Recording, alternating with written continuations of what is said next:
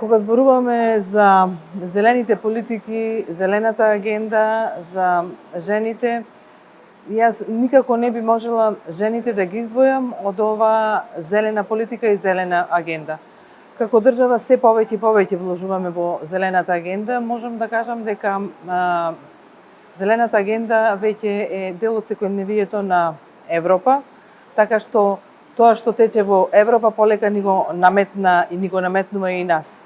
Се уште, за жал, е некоја табу тема за која што не се зборува во јавност или пак не е многу позната на целото население.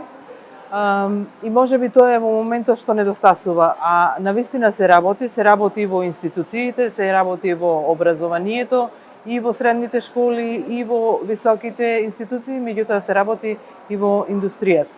Кои зелени или еколошки политики најбрзо се претвараат во така наречените нови зелени професии, односно отвараат нови работни места? Па знаете, веќе зелените политики почнуваат да стануваат дел од секоја индустрија.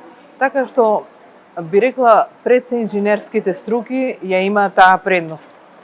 И тука барем досегашното искуство кажува дека онаму каде што имамо некои процеси жени, промените, реформите и процесите се одвиваат побрзо и побрзо течат.